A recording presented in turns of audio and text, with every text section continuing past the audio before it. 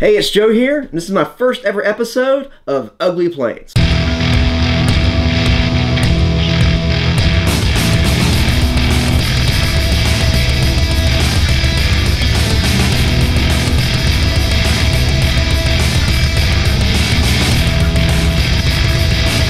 And one of my favorite ugly planes is this one right here. It's a sheet of foam, 7mm fan, ESC, battery, receiver, 2 servos, 2 control surfaces, and that's about it.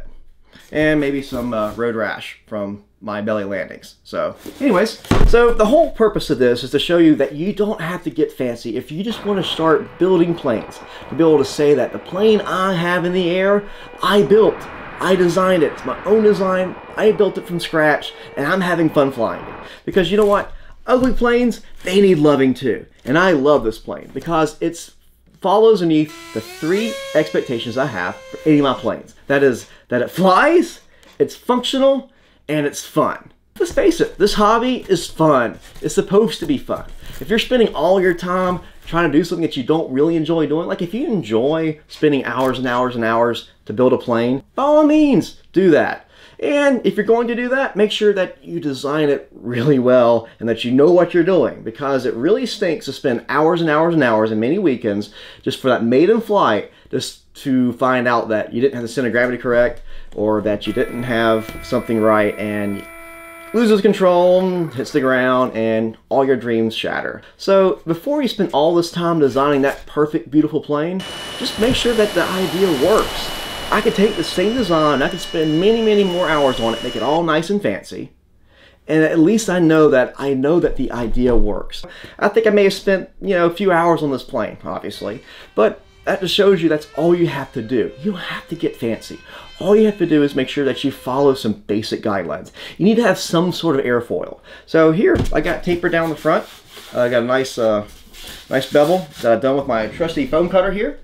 You could have sanded this down if you don't have one available. On the trailing edge we have here, I got taper down on both sides. And then I have my control surfaces, which I doubled it up here. I doubled up here so that way I could sandwich my hinges. Here I probably could have taken some carbon rod and the security's a little better. And you can see there's a bit of road rash or landed upside down once or twice or whatever. Most of the glue joints are done with my favorite glue, which is the white Gorilla glue. Also makes for great repairs. And with a little bit of masking tape, it does a fantastic job in either making your original joints and whatnot or repairing them. So here I cracked the vertical stabilizer once and simply draw a bead of glue, secure it with masking tape, glue dries, peel it away. You can always use, if you're in a hurry or whatnot, you can always use hot glue, but remember that hot glue is a little softer and it weighs more. So I did have a little bit of wood here to secure my EDF. One thing I like about these Dynam 70mm fans is that they have mounting tabs so you can actually secure it, which I really like. So it works great for a top mounted design here. I could have easily hidden the servos, could have flipped them over sideways, buried them into the fuselage. The same thing with the ESC. So this one pulls about 30 something amps on 4-cell. Been using the jjmonns cheapo series or eco series, same thing, and it's a 20C battery. Probably better if I use the higher C rating battery, but I don't typically run at full throttle very much. This thing flies absolutely wonderfully at half throttle. It makes a hell of a glider, so you can throw it up in the air, kill the power, you can do some gliding stuff, you can even do rolls and stuff. It's pretty cool. That's one advantage of having very low wing loading. As you can see, it's a lot of surface area here, and with the battery and the plane, it actually weighs a little less than 2 pounds. So technically this is still in the park flyer category, which is kind of cool for being a 70mm fan. And this makes for a lot of really good flight time, especially if you're easy on the throttle. You can get at least 10-12 minutes, which is pretty good for an EDF on a 2200 milliamp battery. But it makes for a good camera platform. You could probably easily make this into an FPV platform, no problem.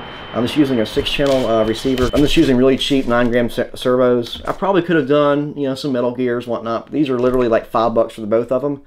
And I've got some, I probably wish I used a little bit thicker music wire, but these do work pretty good. It still pushes down pretty well.